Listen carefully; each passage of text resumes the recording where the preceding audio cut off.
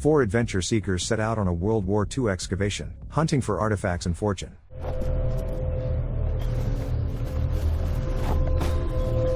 Present day, the story follows 4 friends who are digging up World War II relics to sell for profit. Borman, a former history student, has an uncanny ability to find valuable items. Spurt, his friend, enjoys using drugs and sports dreadlocks. Skull, a neo-Nazi with a swastika tattoo on his shoulder, and Chukka, Borman's childhood friend, round out the group. They unite in the hopes of making easy money by excavating historical artifacts. When they encounter some competitors, they violently beat them and threaten to kill them if they cross paths again.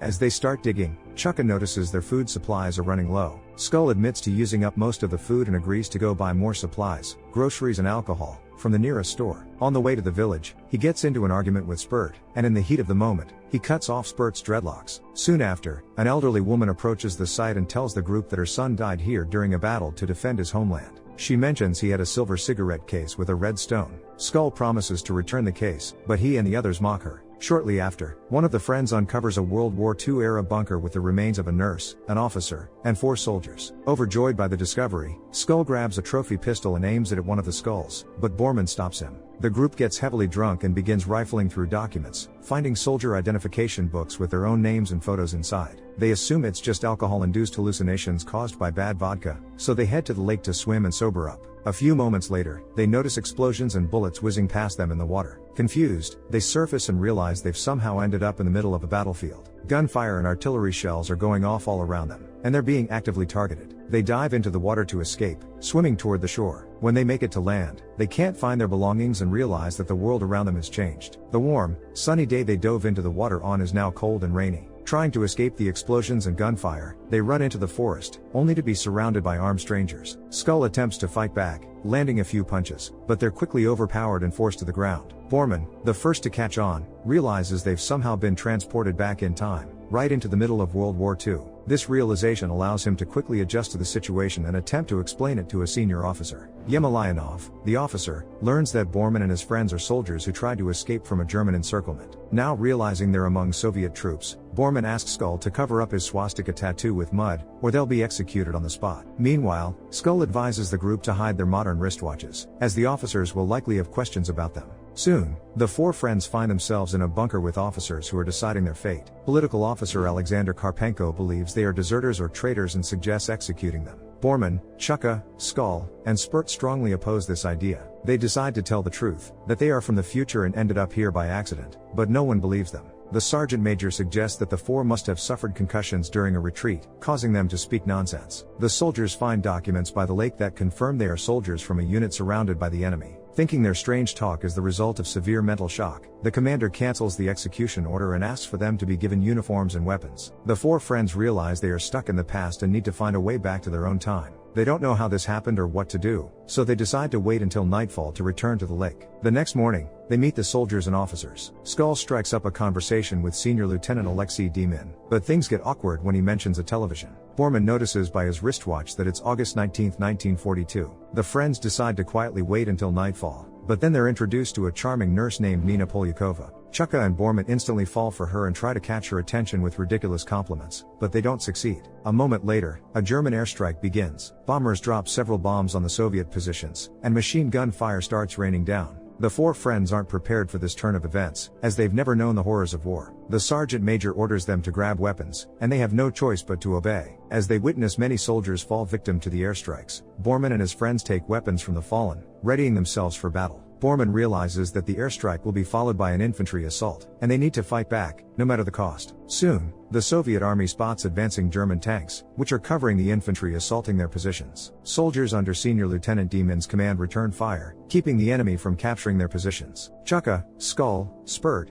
and Borman are not prepared for battle and panic at the chaos unfolding around them. Each one tries to find a corner to hide in, hoping to wait it out until it's all over. Realizing that the tank's armor is too strong for bullets to penetrate, the sergeant major orders one of the soldiers to destroy it with a couple of hand grenades. The soldier knows that to do this, he must get close, risking his life, but he's willing to sacrifice himself. He'll be a hero if he dies for his country. Leaving the trench, the soldier succeeds and blows up the nearest tank. Borman notices that the fearless Nina isn't hiding like he and his friends. Instead of seeking shelter in a trench, she bravely crawls out into the combat zone, trying to help a wounded soldier. Controlling his emotions, Bormann follows her out of the trench and helps drag the injured man back to safety. On the way, he suffers a minor injury and panics, but Nina reassures him, it's just a scratch, nothing life-threatening. At the same time, the senior lieutenant asks Chukka to bring armor-piercing rounds for his rifle. After making a precise shot, the senior lieutenant disables the second tank. The fascist invaders realize their advance is impossible and retreat to their positions. The Soviet soldiers celebrate their victory, and Bormann kisses Nina, only to receive a slap in return.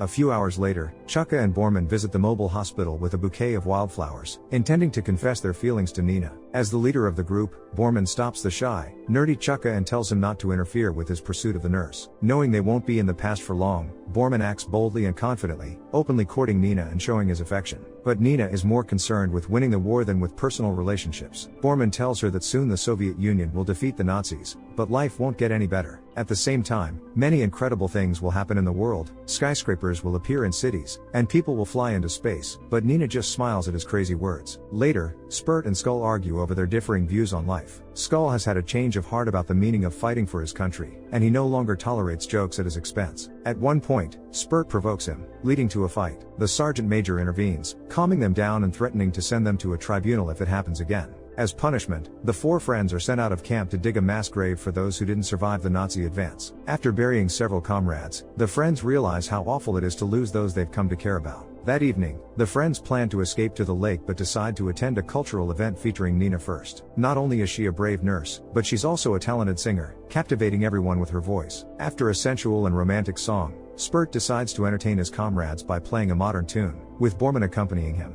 Later that night, Bormann delays the escape to meet Nina alone. He confesses his feelings for her again and kisses her, but once again, she pushes him away. Soon, Bormann rejoins his friends, and they make their way to the front lines to escape. It's dangerous to do this without weapons, as they would be considered deserters and shot in the back, so Skull advises them to escape fully armed. When they reach the lakeshore, the four friends rush into the cold water and dive in, but nothing happens. They can't return to the future, and on the shore, they're met by the sergeant major and several soldiers. In the morning, as a punishment, the friends are tasked with peeling potatoes and discuss what happened. They realize that the only way to return to their time is if they stay together, but they need to figure out how. Suddenly, the appearance of an old woman shocks the group. They apologize to her and try to earn her forgiveness, but she doesn't understand what they're talking about. The sergeant major steps in to protect the old woman from the madmen and explains that they are shell-shocked. Meanwhile, Bormann begins to suspect that their stay in the past is connected to Skull's promise to find Dmitry Sokolov in his silver cigarette case with a red stone in the center. After talking to the sergeant major, they learn that it's an impossible task, as Sokolov was a scout who went to enemy lines and never returned. A captain from the special department, Zorin, arrives at the front line.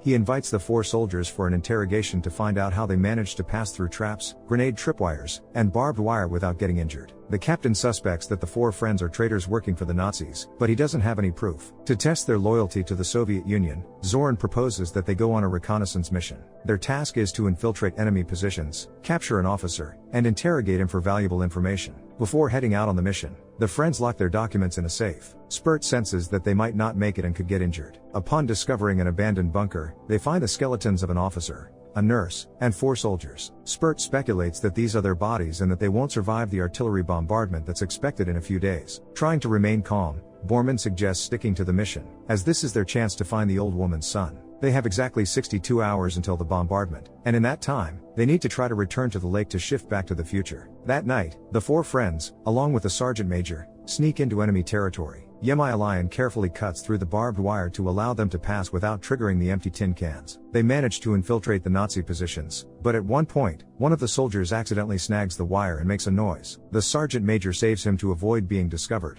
allowing the group to continue their mission. As they get closer, the group waits for the right moment and spots a German officer they can capture. They seize and neutralize him, but their escape doesn't go as planned. The officer starts shouting for help, and the Nazis sound the alarm, launching a manhunt for the Soviet soldiers. The sergeant realizes that they can't escape, so he decides to stay behind and hold off the enemy to give the soldiers a chance to retreat. Believing Bormann's words, he asks for the date the war ends and orders the soldiers to leave him the grenades. While the 4 friends retreat with the German officer, the sergeant takes cover in a crater left by an exploded shell and starts firing at the pursuing enemies. He takes down a dozen soldiers but is eventually killed in battle by another shell explosion. At dawn, the friends make their way to the lake and assume they've managed to outrun their pursuers, but they're wrong. A group of German soldiers surrounds them, and the four are taken prisoner. Knowing history well, Bormann tells the German officer how the war will end. He shocks the officer by correctly recounting details from his biography. After sending the others to the barn, the officer decides to speak with Bormann alone. He lets Bormann eat and drink, then asks him to show him where the Soviet forces are. Bormann gives the officer a grim outlook for the Germans and Hitler but is eventually sent to the barn with the others. In the barn, the group meets an injured Red Army soldier, Sokolov. They ask him about the silver cigarette case, and realize it's the same one the old woman had mentioned. At one point, Spurt decides to provoke Skull and tells Sokolov that in the future, neo-Nazis will march through central Moscow shouting Heil Hitler. Furious, Sokolov attacks Spurt and tries to strangle him,